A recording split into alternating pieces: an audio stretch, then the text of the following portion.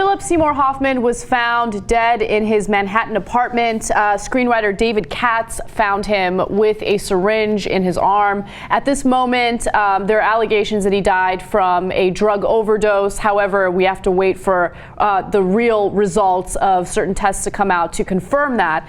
However, even though he had that syringe in his arm and an envelope of heroin, apparently he had gone through drug rehab when he was in his 20s, and he had been clean for at least 23 years, and of course he relapsed.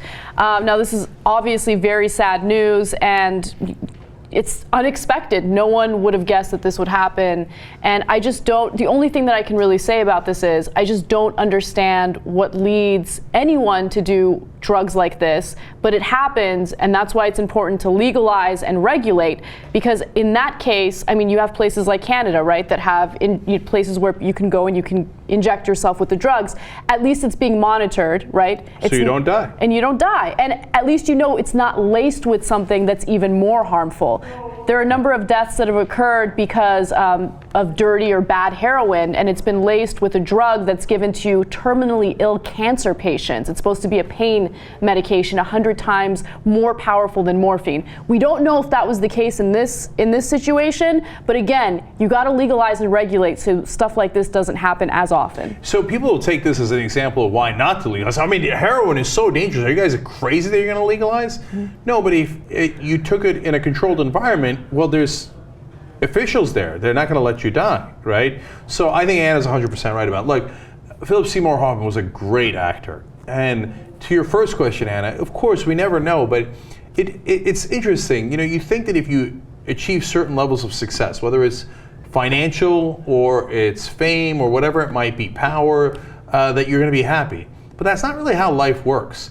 Sometimes there's a hole in somebody's, I don't want to say heart, that's hokey, and I don't even believe that, but something that they're yearning to fill up, that they just can't, no matter what they do, no matter how successful they are, they can't satisfy that. Yeah. And sometimes that's the reason they turn to drugs. Now, of course, we don't know Philip Seymour Hoffman in particular, right, and what his situation was, but obviously he was an incredibly successful, really well-liked actor, and won an Oscar, etc.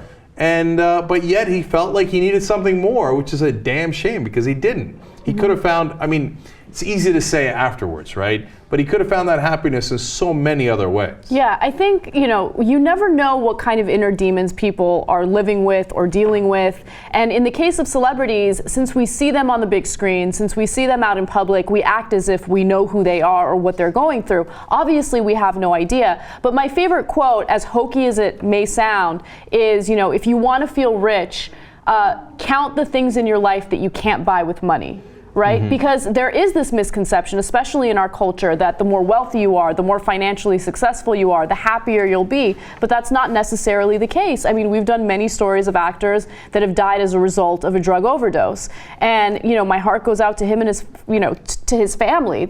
He's got 3 young kids. Yeah. So, yes, by the way, that was hokey.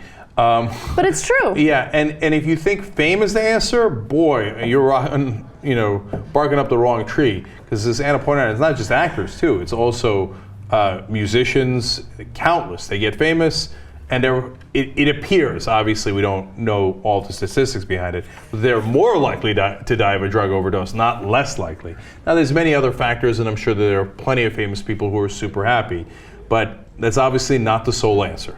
And we're all going to miss him. I loved him as an actor, and if he was in a movie, I was more likely to see it because I knew it was going to be a little bit more powerful. And so it's a damn shame.